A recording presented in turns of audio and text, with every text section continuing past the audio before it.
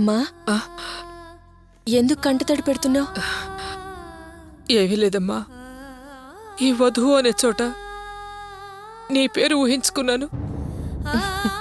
దిగులు పడకమ్మా, త్వరలోనే నా పేరు శుభలేఖలో చూస్తావు. నువ్వెప్పుడు చెప్తుంటావుగా, నన్నే పని చేయనివ్వకుండా గుండెల్లో దాచుకునే పెళ్లికొడుకుని చూస్తానని. అటువంటి వాడు ఎక్కడో నా కోసం పుట్టే ఉంటాడు. నన్ను వెతుక్కుంటూ వచ్చి పెళ్లి చేసుకుంటాడు. ఏడోకు.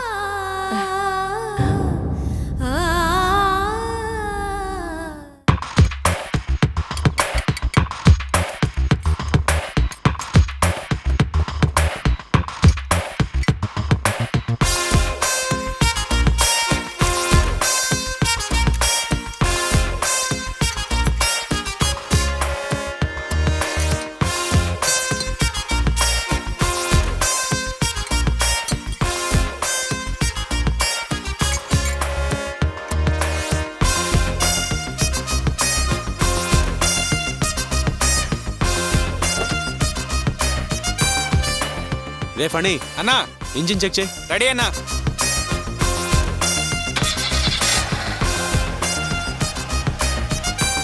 ఎరా ఓకేనా?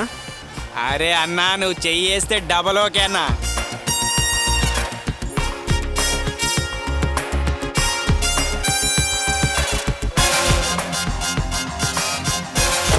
అన్నా, చాయ్ తెచ్చి చాలాసేపు అవుతుంది అన్న, చల్లారుతుంది. పని గొడవలప్పుడు మర్చిపోయాను రా, వెళ్ళి తీసుకురా. ఓకే అన్న. ఫణి, ఆ బండికి ఫ్యాన్ బెల్ట్ మార్చాలరా. తర్వాత 4 టైర్లో గాలి చెక్ చేయాలి. ఆ స్టీరింగ్ వెనకాల బ్యాక్ సైడ్ డోరు ఆ గ్లాస్ సరిగ్గా దిగట్లేదు, తీసేసి. అన్న, ఆ జీప్ మొత్తం తీస్తాయి. Over action. రే ఫోన్ వచ్చింది చూడు. అన్న ఒక్క నిమిషం అన్న.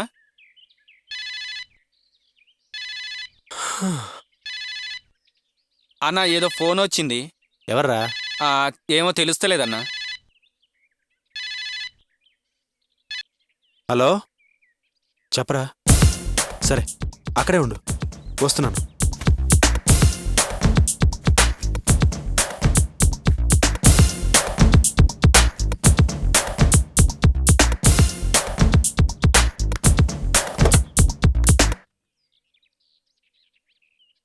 అన్నా, గది ఇన్స్పెక్టర్ గారు బండి. తెలుసురా, రేపేగా డెలివరీ ఇవ్వాలి. ఆ టూల్స్ తీసుకురా. వస్తున్నా.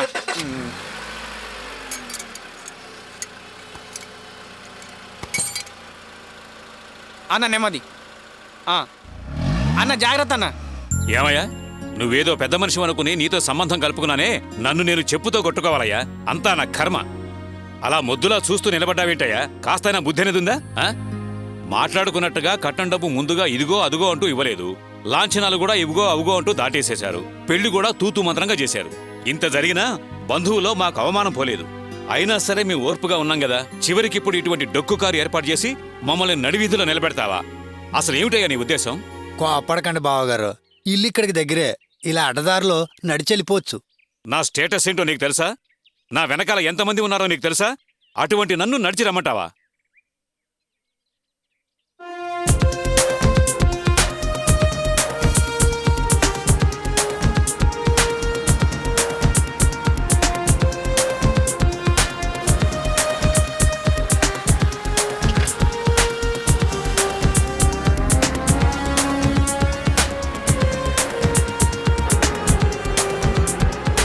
అది కాదు బావగారు. ఛే, ఒక మంచి కారును ఏర్పాటు చేయడానికి గతి లేదు నీకు.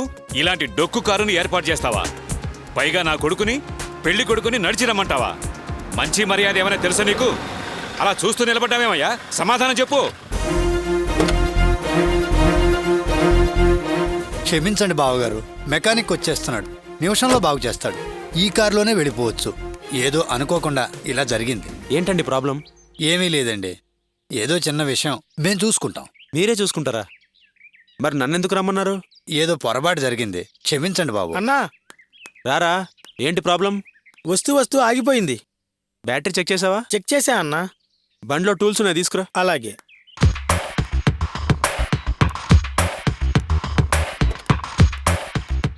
ఓహో, మెకానికా?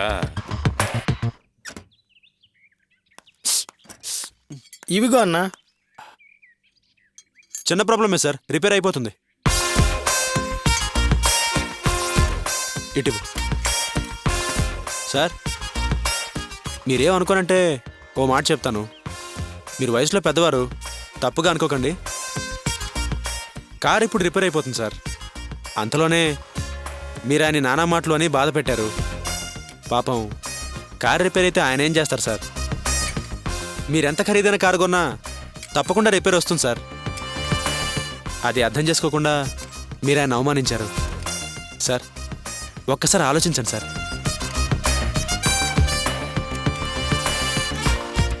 ఇంత గొడవైన తర్వాత మీరు మళ్ళీ ఆయన మొహం చూడగలరా? నన్ను అడిగితే మీరు మళ్ళీ ఒకసారి ఆయనతో మాట్లాడాలి సార్. సార్, పెళ్ళనేది ఇద్దరు మనుషులకి సంబంధించింది కాదు సార్, 2 కుటుంబాలకి సంబంధించింది. అనవసరంగా నోరు జారకుండా కాస్త నిదానంగా మాట్లాడి ఓర్పుగా ఉంటేనే ఆ బంధం కలకాలం నిలుస్తుంది. మీరే ఆలోచించండి సార్. పెళ్ళే ఇంటికెళ్లే లోపే మీ కోడల ముందే తన తండ్రినంత దారుణంగా మాట్లాడితే ఆ అమ్మాయి మనసులో మీ మీద ఏం గౌరవం ఉంటుంది సార్? ఒక్కసారి ఆలోచించండి.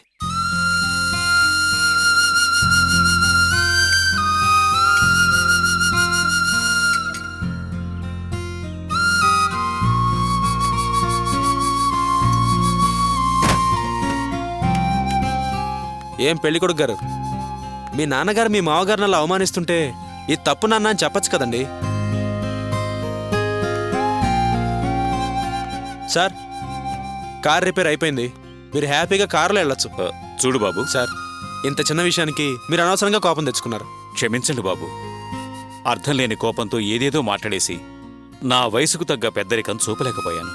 అదంతా వదిలేండి సార్, మీరు బయలుదేరండి. రండి బావగారు. మీరు పదండి బావగారు, ఇల్లు దగ్గరేగా, మేము నడిచి వచ్చేస్తాం. ఆ, చాలా థ్యాంక్స్ బాబు. కారునే కాదు, ఆయన మనసును కూడా బాగు చేసి మా పరువు నిలబెట్టావు. నీ మేలు ఈ జన్మలో మర్చిపోలేం. ఆ, ఆ, బాబు ఈ ఉంచు బాబు. సార్ వద్దు సార్, వద్దండి. పర్వాలేదు, తీసుకో బాబు. వద్దు సార్, మీ అమ్మాయి పెళ్ళికి నా గిఫ్ట్ అనుకోండి. మీ భార్య చాలా అదృష్టవంతురాలు బాబు. నాకు ఇంకా పెళ్లి కాలేదు సార్. అలాగా, అయితే మీ కాబోయే భార్య చాలా అదృష్టవంతురాలు. థ్యాంక్ యూ సార్, వస్తాను. ఆ,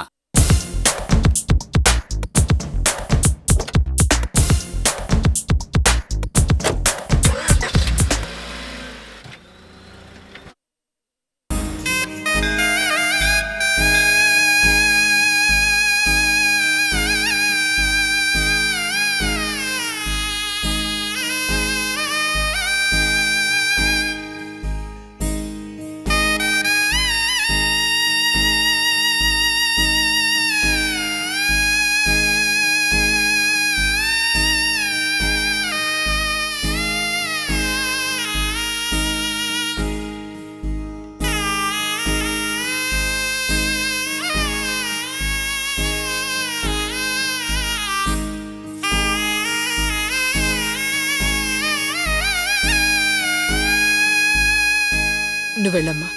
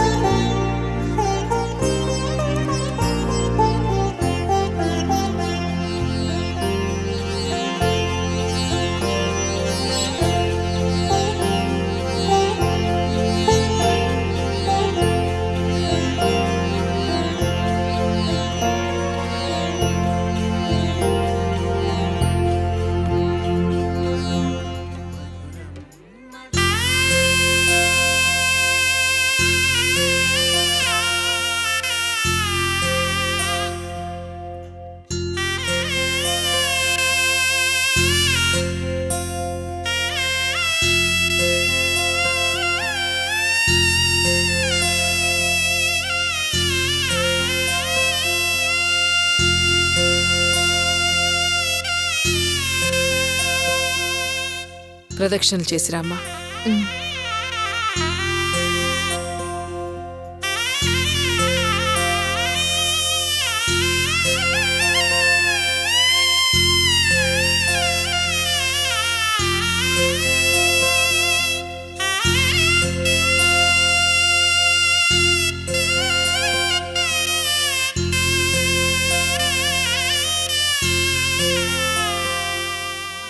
ఏంటి వరలక్ష్మి ఈ రోజు గుడికి రావడం లేట్ అయింది? కొంచెం ఆలస్యమైంది. అవును, రుక్మిణమ్మ గారు రాలేదా? ఈ రోజు వాళ్ళ అమ్మాయికి తాంబూలాలు పుచ్చుకుంటున్నారు, రానని చెప్పింది. అలాగా, పోన్లేండి. ఆ అమ్మవారి దయ వల్ల ఆ పిల్లకి కళ్యాణి ఘడి వచ్చింది. మన పిల్లల్ని ఎప్పుడు అలా కరుణించి కటాక్షిస్తుందో ఆ తల్లి.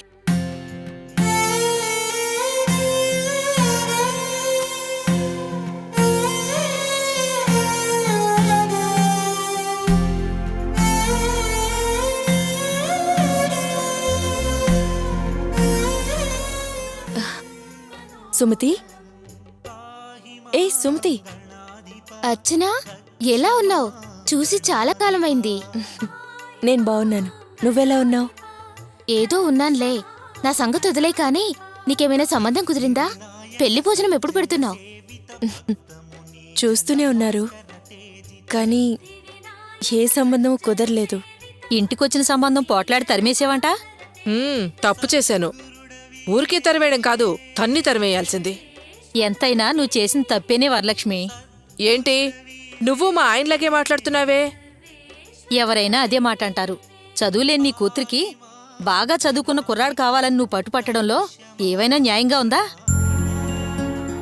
నేనలా ఆశపడడం తప్పని మీకు అనిపించచ్చు, కానీ నిదానంగా ఆలోచిస్తే నా మాటలో న్యాయం మీకు అర్థమవుతుంది. ఏమిటా న్యాయం? నా పెద్ద కూతురు అర్చన 10వ తరగతి వరకే చదువుకుంది. ఆ తర్వాత చదవకపోవడానికి నేనే కారణం. మిగిలిన 2 అమ్మాయిలు బాగా చదువుకున్నారు. ఇప్పుడే వాళ్ళిద్దరూ దీన్ని లెక్క చేయడం లేదు. అలాంటప్పుడు అర్చనకి మామూలు కుర్రాన్నిచ్చి పెళ్లి చేశాననుకోండి, రేపు అర్చనకి దాని భర్తకి మా ఇంట్లో గౌరవ మర్యాదలుంటాయా? నేనేదో పెద్ద కూతుర్ని మాత్రమే ప్రేమగా చూస్తున్నట్లు మిగతా 2 నిర్లక్ష్యం చేస్తున్నట్టు మాట్లాడుతున్నారు. అదెలా చెప్పండి? కన్న తల్లికి పిల్లలందరూ సమానమేకా? 3 కూతుళ్ళకి బాగా చదువుకున్న కుర్రాళ్లే చూడాలని ఆశపడుతున్నాను. ఇప్పుడు నేను తొందరపడి అర్చనకి సుమారైన సంబంధం చేశాననుకోండి, రేపేదైనా మంచి చెడు విందులు విశేషాలకి అందరూ ఒకే చోట కలుసుకుంటారు. వీళ్ళిద్దరూ గొప్పలు చెప్పుకుంటూ గర్వంగా తలెత్తుకునొస్తారు. అర్చన దాని భర్త వీళ్ళెవ్వరితో కలవకుండా ఓ మూల నిల్చుంటే కన్న తల్లిని నేను చూస్తూ మౌనంగా ఉండగలనా? అసలు నేను తట్టుకోగలనా? నేను పోయిన తర్వాత కూడా అది అలా కొనసాగితే నా ఆత్మకి శాంతి ఉంటుందా? అందుకే 3 అమ్మాయిలకి ఒకే విధమైన సంబంధాలు చూడాలని పట్టుపట్టాను. ఇందులో ఏం తప్పుంది? మీ అమ్మగారు చెప్పింది చాలా కరెక్ట్ అర్చనా. ఇప్పుడు నన్నే తీసుకో. అర్హతకు మించి ఆశపడకూడదని చెప్పి ఓ చిన్న కిరాణా కొట్టువాడికిచ్చి నా పెళ్లి చేశారు. ఆయన వ్యాపారం సరిగ్గా చూసుకోకపోవడం వల్ల నష్టం వచ్చింది. కొట్టు మూసేయాల్సిన పరిస్థితి వచ్చింది. ఆ తర్వాత ఇల్లు గడవడమే గగనమైపోయింది. నన్ను పెళ్లి చేసుకోవడమే తప్పు అని, నా దురదృష్టం వల్లనే నష్టం వచ్చిందని రోజు తాగొచ్చి పోట్లాడేవారు. పుట్టింటికి వెళ్తే అక్కడ మర్యాద లేదు. ఇప్పుడు నేను పనిచేసి కుటుంబాన్ని పోషిస్తున్నాను. అలాంటి పరిస్థితి నీకు రాకూడదు. అందుచేత మీ అమ్మగారు చెప్పినట్టు బాగా చదువుకొని మంచి ఉద్యోగం ఉన్న కుర్రాన్ని పెళ్లి చేసుకో. అప్పుడే నీ జీవితం సంతోషంగా ఉంటుంది. సరేనా? నేనొస్తాను అర్చనా.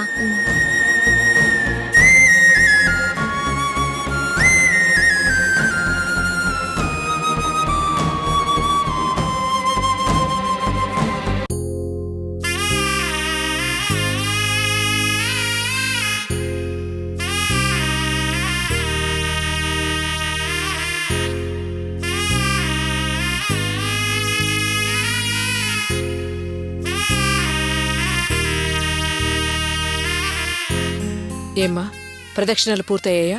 ఉమ్. అయిపోయిందమ్మా. వెళ్దాం. నాగేంద్రహారాయ త్రిలోచనాయ భస్మాకరాగాయ మహేశ్వరాయ నిత్యాయ శుద్ధాయ దిగంబరాయ తస్మై చకారాయ నమః శివాయ హర శంభో మహాదేవ శంభో శంకర రామ సదాశివ. ఓం నమః శివాయ హర శంభో మహాదేవ శంభో శంకర రామ సదాశివ సమన నమః శివాయ శివాయ. ఏమ్మా ప్రదక్షిణలు పూర్తయ్యాయా? అయ్యాయండి. సంతోషం. నిజానికి నేను నిన్ను క్షమాపణలు అడగాలమ్మా. ఏంటండి మీరనేది? అవునమ్మా, పోయినసారి వచ్చినప్పుడు మీ అమ్మగారు చెప్పారు ఈ సంబంధం తప్పకుండా కుదురుతుందని.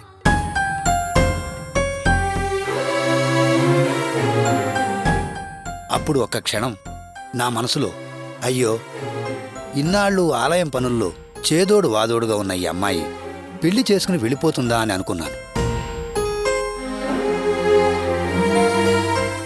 మనిషి మనసుకి, అందులోని భావాలకి ఎంత శక్తి ఉంటుందమ్మా. నేనలా అనుకోవడం కూడా ఈ పెళ్లి తప్పిపోవడానికి కారణమైందేమోనని నా మనసుకి చాలా బాధగా ఉందమ్మా.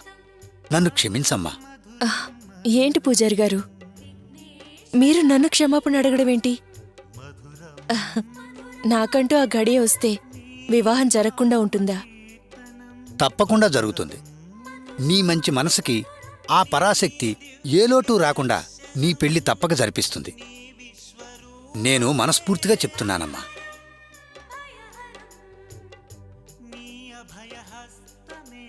కుంకుమ తీసుకోమ్మా.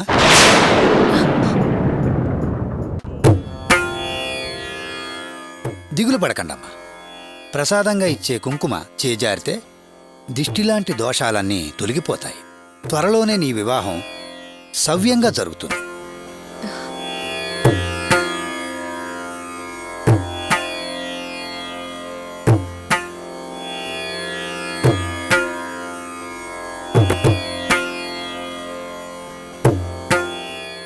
వస్తామండి. వస్తానండి. మంచిదమ్మా.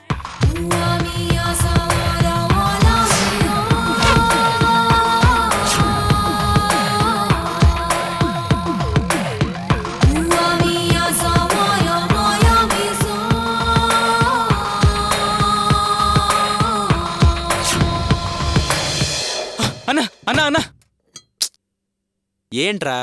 ఆ అమ్మాయి వస్తుందన్నా. ఏ అమ్మాయిరా? అదే నీకు లైనేస్తుంది ఆ అమ్మాయి.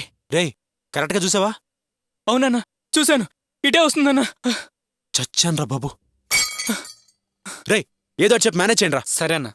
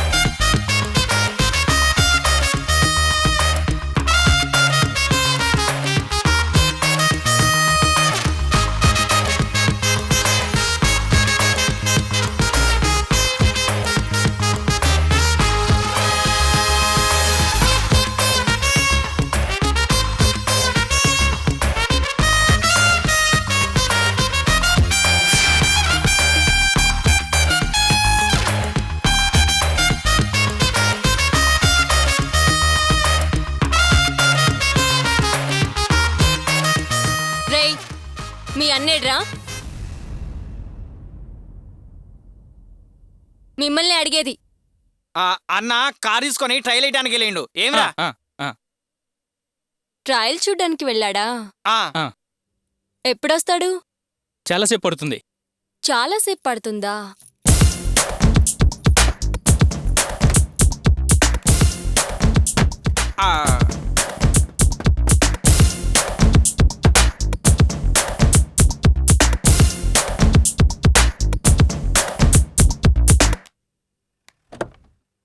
అక్క అక్క అక్క అక్క అక్క అక్క అక్క అక్క